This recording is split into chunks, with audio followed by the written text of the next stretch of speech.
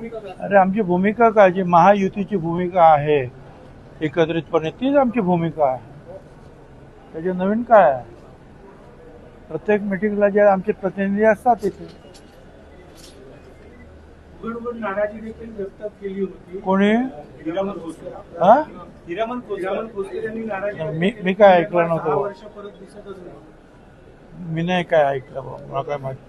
आज ती मला भेटली पण नाही. ते काही कामासाठी बाहेरगावी दिल्लीला कुठे जे उमेदवार आहेत साहेब नरेंद्र दराडे, त्यांच्यावर अनेक नगरसेवक मतदारांनी नाराजी व्यक्त केली होती की निवडून आल्यानंतर 6 वर्ष ते कुणाला दिसत नाही, कुणाला भेटत नाही. त्यामुळे एक रोष होता आणि त्यामुळे कुठेतरी तिढा कायम होता.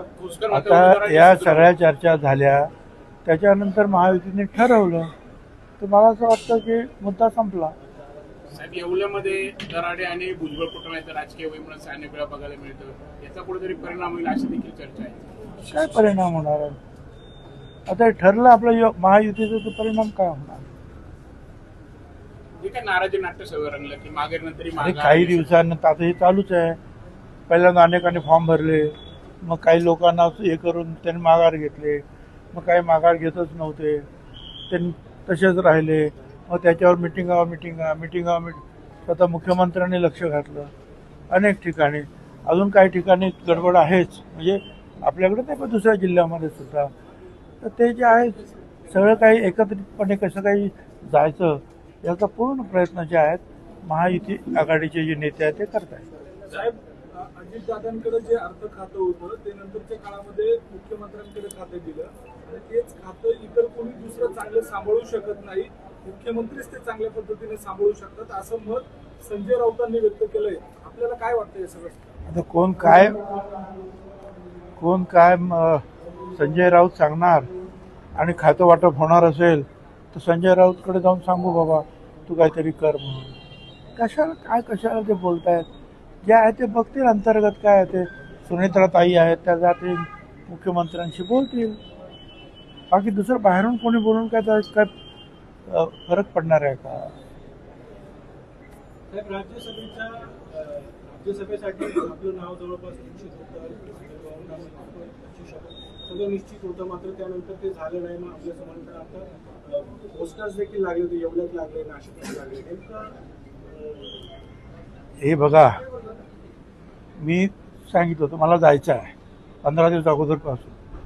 पण मी जात असताना इतर जे काही आमचे काही नेते आहेत त्यांची सुद्धा जी काही कर्तबगार जे आहेत लेकरं आहेत त्यांना सुद्धा तुम्ही संधी दिलेली आहे इकडे किंवा तिकडे. मी म्हटलं समीर आहेत, पंकज आहेत, हे या राष्ट्रवादी पक्षाच्या स्थापनेच्या पहिल्या दिवसापासून प्रचंड मेहनत घेतलेली आहे. फक्त ते जरा थोडंसं बॅकस्टेजवर राहायचे. खासदारसुद्धा निवडून आले. तर मग म्हटलं आता ठीक आहे, मला राज्यसभेत 2 वर्षाचं आहे ते, मी जातो आणि इथे जे आहे समीर भाऊ यांना आपण मंत्री करूया. परंतु तो पिरियड जो आहे कम्युनिकेशन गॅपचा तो फार कमी होता. मी जरी 15 दिवस अगोदर सांगितलं तर विचाराची देवाणघेवाण काही कदाचित पडदिशीची झाली नाही आणि त्याच्यामुळे मग ते एवढा कमी पिरियड राहिला की त्यांनी सांगितलं आता ताबडतोब होणं काही शक्य दिसत नाही. ज्या वेळेला पूर्ण मतदारसंघामध्ये अजून आमच्या इथे पण काही मंत्री नेमायचे आहेत, आणखीन BJPचे पण काही मंत्री अजून त्यांच्या जागा शिल्लक आहे, काही त्यांना बदलायचे पण असतील, काही कोणाला काय करायचे असतील. तर हे जेव्हा रिशफल होईल त्यावेळेला आपण त्याचा नक्की विचार करू. त्याच्यामुळे मी गप्प बसलो. आता मला ते तुम्ही म्हणाल की येवल्यामध्ये बॅनर लागले वगैरे, अरे जो पक्ष पवार साहेबांच्या खांद्याला खांदा लावून मी स्थापन केला आणि माझ्या बरोबर समीर, पंकज आणि त्यांचे सगळे कार्यकर्ते सगळे होते, त्यांनी दुसरा विचार करण्याचं काही कारणच नाही ना. पक्षच आमचा आहे. ज्या वेळेला हे सगळं नाव जाहीर करत होतं राजेंद्र जैन यांचं, त्यावेळेला सांगितलं की प्रादेशिक समतोल साधण्याचा एकूण प्रयत्न झाला. ज्या ठिकाणी प्रफुल्ल पटेल हे खासदार आहेत गोंदियामधनं, त्याच ठिकाणी राजेंद्र जैन यांना संधी दिली जाते. हा कुठला प्रादेशिक समतोल साधला जात होता? काय नेमकं असं धोरण आखलं गेलं? पक्षाने निर्णय घेतला त्यावेळेला साधक बाधक चर्चा झालेली आहे, निर्णय झाला. त्यांची आता म्हणजे बिनविरोध निवड सुद्धा झाल्यात. आता त्याच्यावर काय चर्चा करायची. पण यामध्ये समीर भाऊंना आता पुढे काय मिळणार, कारण आपली देखील ती मागणी होती की अरे एवढे वर्ष पुढे तो काय मागत होता. काय आता संधी आली आणि मला जायचं होतं आणि त्यामुळे इतर ठिकाणी जसं आहेत कुणाचे म्हणजे दोन्ही ठिकाणी संधी आहेत तशी संधी मिळावी एवढंच त्याचा अर्थ होता. बाकी त्याला एवढं काही सिरियस घ्यायचं काही कारण नाही. पण साहेब या सगळ्या दरम्यान प्रत्येक वेळेला काहीतरी बोलावं लागतं किंवा प्रत्येक वेळेला काहीतरी तुमच्या बाबत असं का वारंवार होतंय. सुरुवातीच्या काळामध्ये काही महिने तुम्हाला मंत्रीपद दिलं गेलं नाही, नंतरच्या काळात ते मंत्रीपद दिलं गेलं. राज्यसभेच्या काळात सुरुवातीला अगदी तशाच स्वरूपाचं घडलं, आत्ताही तशाच संदर्भात घडलं. तुमच्याच वाटेला हे वारंवार काय येतं, याचं काय खंत वाटते आपल्याला. एक तर तुम्ही जे प्रश्न विचारता ते टी व्हीवर कधी दाखवले जात नाही. मी जेवढं बोलतो तेवढंच. काय आता मीच बोलतो कारण तुम्ही जो विचारता म्हणून बोलतो, पण तुम्ही काय विचारतात ते टी व्हीला दाखवत नाही. भुजबळ असं म्हणाले आणि भुजबळ तसं म्हणाले, एवढंच असतं. तर मी काय मला खंत नाही काय नाही. काय मी आहे तसा आहे, शांत आहे आणि पक्षाचं काम करतो आहे. पुन्हा एकदा राष्ट्रवादीच्या विलिनीकरणाची जोरदार चर्चा सुरू झालेली आहे महाराष्ट्रामध्ये. आपण राष्ट्रवादी पक्षाचे ज्येष्ठ नेते आहात. आता ही चर्चा जी आहे ही मीडियामध्ये असते आणि ह्या चर्चा मीडियामध्ये आम्ही करू शकत नाही. जर काय होणार असतील तर पक्षाच्या ज्या आमच्या प्रमुख आहेत त्यांच्या पक्षाचे प्रमुख वेळ येईल त्यावेळेला ते विचार करतील. परंतु सध्या जे आहे 15 दिवस झाले 20 दिवस झाले का मीडियामध्ये जे आहे येतो आणि त्याला काय करायचं आपण. आणि पुढे असं काय सूत्र, ते सूत्र मी शोधतो कधीच सापडत नाही. या चर्चा होण्यामागचं कारण असं आहे की आपल्या पक्षातले अनेक ज्येष्ठ नेते जे आहेत ते वारंवार पवार साहेबांना भेटायला जातात. कोणाला आपल्या पक्षातले नेते राष्ट्रवादी अजित पवार गटातले नेते शरद पवार साहेबांना भेटायला. अरे मी जातो अनेक वेळा भेटायला, त्याच्यात काय अडचण आहे. अरे ते जे आहेत या देशातले जुने जाणते नेते आहेत. प्रत्यक्ष मोदी साहेब सुद्धा त्यांना भेटतात, इतर लोक सुद्धा त्यांना मान सन्मान देतात. आमचे तर ते संस्थापक अध्यक्ष आहेत राष्ट्रीय. मी महाराष्ट्राचा संस्थापक अध्यक्ष होतो, प्रांताध्यक्ष. अशा अनेकांचे जुने संबंध जे आहेत असतात. कोणा कशासाठी, कोण कशासाठी, कोण तब्येतीची विचारपूस करण्यासाठी, कोण साखरेचे प्रश्न, कोणी पाण्याचे प्रश्न, कांद्याचे प्रश्न घेऊन त्यांना सुद्धा भेटतात. कारण त्यांचे सुद्धा खासदार आहेत, त्यांचे सुद्धा आमदार आहेत, ज्यांचे काम आहे त्यांना भेटतात. त्याच्यामध्ये चुकीचं असं काही नाही.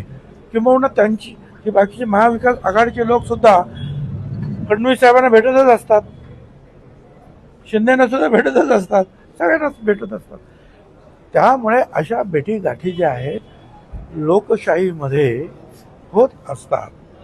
आणि आपण जो आहे हे एकमेकाचे राजकीय विरोधक जरी असलो तरी राजकीय शत्रू नाही. ऑपरेशन टायगरची पुन्हा चर्चेवर आली आहे. उद्धव ठाकरेंचा एक गट खासदारांचा शिंदे शिवसेनेचा उद्या उद्धव ठाकरेंवर बैठक देखील करू नये असं तुम्हाला वाटतं. अशी सूत्रांची माहिती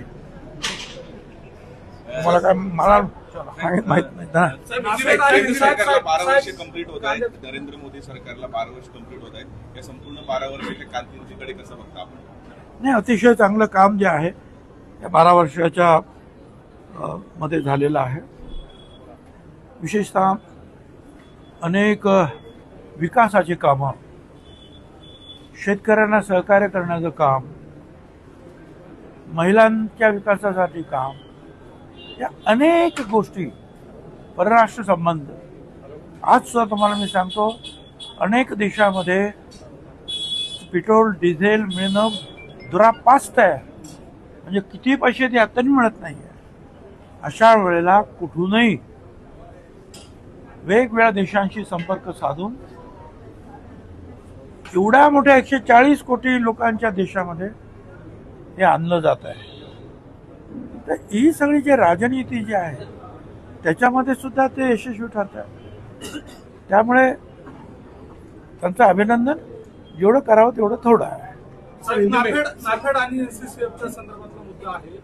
प्रत्यक्ष बाजार समितीमध्ये जाऊन कांदा खरेदी करावा अशा स्वरूपाच्या सूचना दिलेल्या होत्या. होय, आम्ही सांगितलं दिल्लीच्या मीटिंगमध्ये आणि अमितभाई शहानी सांगितलं तुम्ही म्हणता त्याप्रमाणे APMC मध्ये मार्केट कमिटीमध्ये खरेदी होईल असं त्यांनी सुद्धा सांगितलं. आणि मला असं वाटतं की आम्ही सुद्धा अशा प्रकारचे जे आहेत ऑर्डर दिलेले आहेत. खरेदी सुरू होऊ शकलेली नाहीये. त्या संस्थांना त्याचं टेंडर दिलं आहे, त्या संस्थांनी कागदपत्रांची पूर्तता केली नाहीये, त्यामुळे अनेक ठिकाणी ती खरेदी सुरू एक आहे की त्यांचं असं म्हणणं असतं की बा आमच्याकडे एवढा स्टाफ नाही आहे प्रत्येक ठिकाणी जाऊन कांदा खरेदी करण्यासाठी, म्हणून ते शेतकऱ्यांच्या ज्या संस्था आहेत त्यांची मदत घेतात. पण त्याच्यामध्ये जे मागच्या वेळेला आम्हाला असं आढळून आलं की काही नेत्यांनीच त्या संस्था स्थापन करून त्याच्यामध्ये मोठ्या प्रमाणामध्ये गडबड झालेली आहे. म्हणून लोकांचं आणि स्वतः नाफेड जर उतरलं तर आपोआपच मार्केटमध्ये 200-300 भाव वाढतो, पण कॉम्पिटिशनला आले ते. हा त्यातला मुद्दा आहे. दक्षता समितीने त्याबाबतचा अभ्यास केलेला होता, चौकशी केली होती. 9 महिन्यांपूर्वी अहवाल सुद्धा दिला होता सहकार विभागाला आणि जिल्हाधिकाऱ्यांना, मात्र कारवाई झाली नाही. लालफितीमध्ये तो सगळा अहवाल अडकलाय. ते मी बघतो ती लाल फीत कुठे आहे काय ते पाहून नंतर विचार करू. साहेब, तुकाराम मुंडे आता पुन्हा एकदा चर्चेत ठरतायत. कुठे त्यांच्या प्रतिमेला दुग्धाभिषेक झालेला आहे.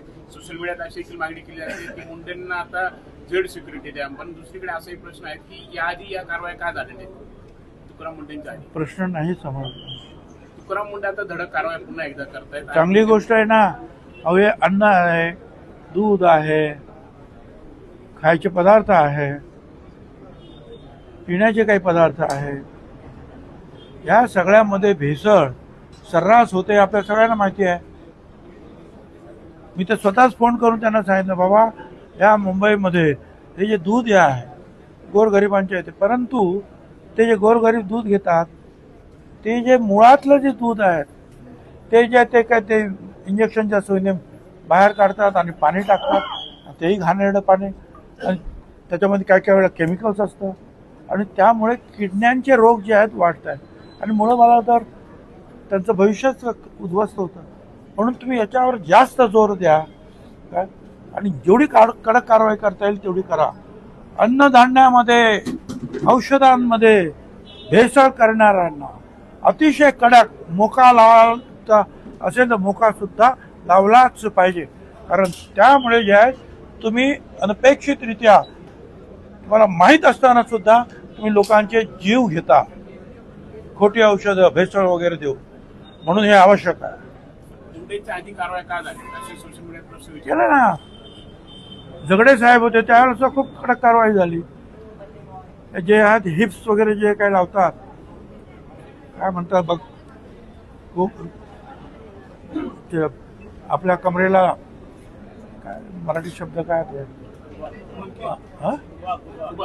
खुबा. आता ते त्यांनी त्यावेळेला किती लावून धरलं होतं.